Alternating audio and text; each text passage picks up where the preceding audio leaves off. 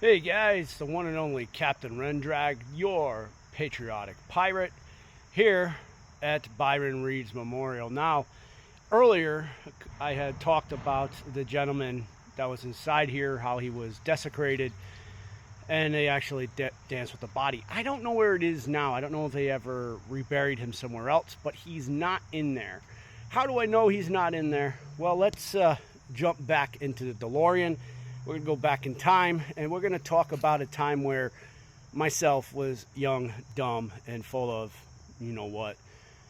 And again, like I said, I have spent countless times inside this cemetery. Rather it be writing, producing shows, catching my first ghost, or, unfortunately, fighting. And yes, mock fighting, wrestling, and there's quite a few times, if I can find it, where I come out of this thing and I do interviews. That's how I know there's no one in there. I've actually slept inside of that by myself. Very uneasy feeling. It wasn't the fact of the ghost. It was more in fact the rats that were crawling in and out of that area. So this area's got a lot of history to me. Now we're going to go back to the time when I was probably about 17 years old. I was in here wrestling a gentleman called the Prince of Darkness, and his mother was handling the camera.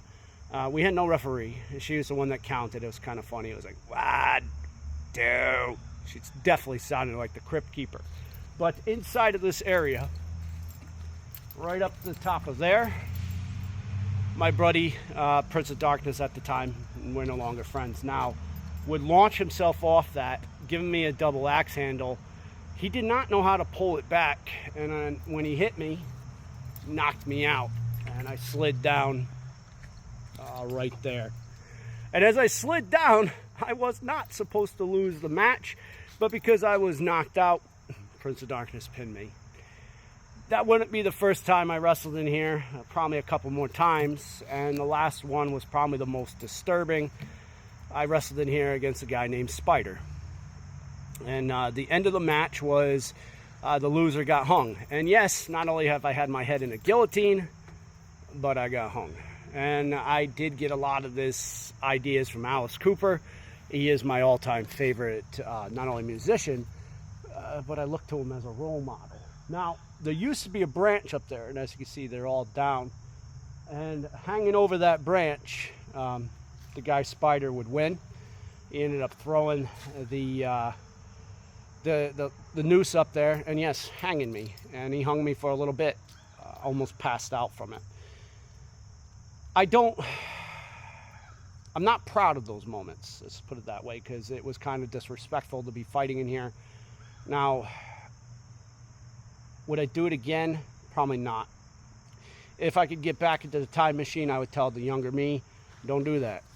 That might be why some of these, I have negative spirits attached to me, because I did something that disrespectful. And in that, if I did that, guys, let me say this on the bottom of my heart, I'm sorry. All right, I wasn't thinking well, and I'm sorry, and I should not have done that.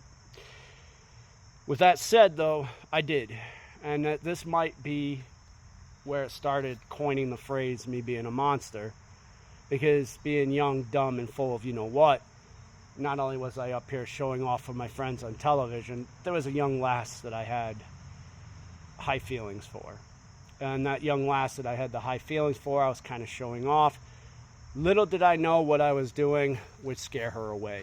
And not only scare her away, but future women, tons of them, would scare them away in that process, to the point where, if they caught that, they would see, like, yep, this guy's a monster. I don't want to be around him. And that stigma still sticks today. I'm still considered a monster. That's okay. I'll take that label and I'll keep it. If it keeps me safe from pain, I'll keep it. But I'm not going to stop what I'm doing here, though. And as I'm out here every day exploring for you guys, I did take a break for a little bit. I am not only doing this for you, the entertainment value, but I'm doing it for me, to keep me healthy. You go back 2 years ago, and I was weighed in at 325, very unhealthy weight. I couldn't do this stuff. I couldn't walk this far because my back would hurt, my legs would hurt, and I'd retreat to the couch. I pushed through a lot of that pain about a year ago when I started working for Fort Adams and the Park Services. And I just got up walking, hiking, running, started peeling the weight. And yes, stress and lack of food dropped it too. But I was just motivating myself to try to extend my life further than 42 at the time. You know, it's Tom McDonald says, one of those last lines that I love is, name a thing you can do, live past 42. And I want to do that. I'm 45. I don't want to die alone. The possibilities are very good that I'm going to, but I would prefer not to. And being in shape not only is good for me, it's good for the viewers. I get to get out, show you guys the country, but it's good for my little ones, because being out of shape, I can't pick them up, right? Can't run around with them. And they are young, and I'm not. So I need to be into the shape that can be.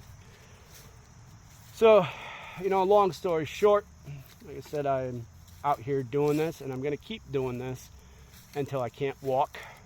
And I'm going to bring you guys new adventures during the time, some new characters coming around, some old characters, just like I just told you the story of a very old one.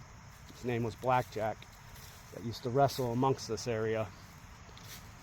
And I can't be more apologetic than what I am. And as I wrap this up, I can't make this stuff up, but I didn't even know this was over here. I'm wrapping it up on a gardener. If you know what that means, I don't need to tell you any further.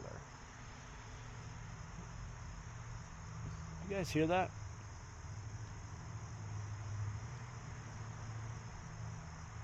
Nah, can't be.